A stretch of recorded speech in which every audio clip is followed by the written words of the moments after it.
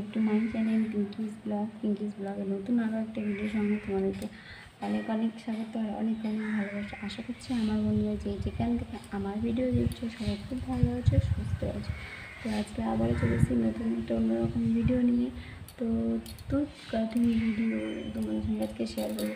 তো অনেকেই দেখলাম ভিডিওটা করছে, ভালোই লাগছে। তো আমি ভাবলাম আমি একটা তোমাদের সঙ্গে ভিডিওটা শেয়ার করি।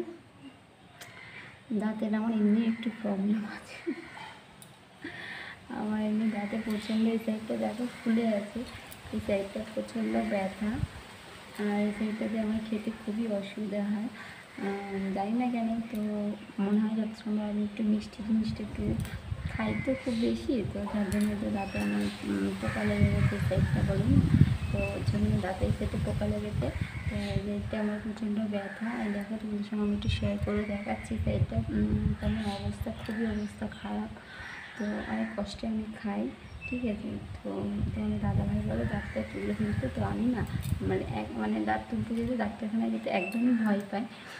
তবে নিজে একা একা দাঁতটা নড়িয়ে তুলে দিই, জানো। সাইডে দাঁতটা এতটাই দেখে খুবই কষ্ট, আমি তোমাদেরকে দেখতে পাবো, এখানে যাই না দিকটা না কী হয়ে যাবে, খুলে তুললে খুবই কষ্ট।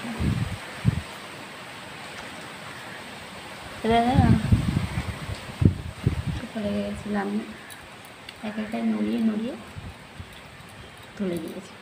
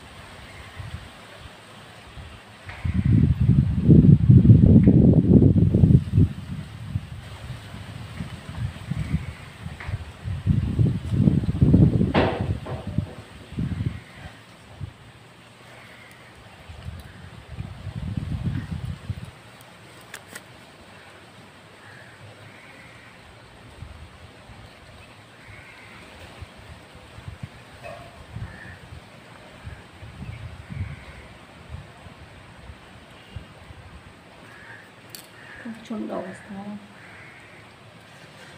কত কষ্ট করে খাই সেটা আমি সামনেরগুলো দেখে ভালো আছে, ভিতরে সব ফাঁকা। এখানে একটা দাঁত বাকিয়ে নিতে হবে, কেমন লাগে হাসলে।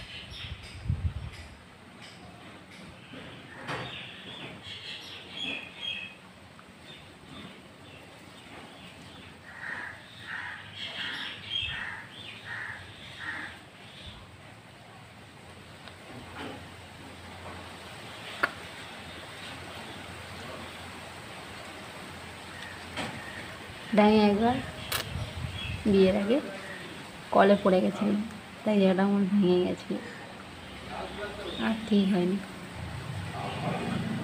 অনেক ছোটোবেলায়, তখন আমি ছোটোও ছিলাম। কিসে পড়তাম, 6-এ না 5-এ তখন, এভাবে ডাক্তার হাঙায় আমার। তো যাই হোক, আজকের ভিডিওটা আমি এখানে শেষ করে দিচ্ছি। তোমাদের যদি আমার ভিডিওটা ভালো লাগে থাকে অবশ্যই একটা লাইক করো, কমেন্ট করে, সাবস্ক্রাইব করে যারা আমার চ্যানেল নতুন আছে।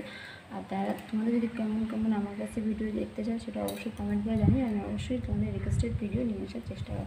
তো আজকের মতো টাটা বাই বাই, আবার দেখা হবে নতুন একটা ব্লগে। তখন তোমরা ভালো থেকে সুস্থ থাকবে আর আমার নতুন নতুন ভিডিও দেখতে থাকো। টাটা।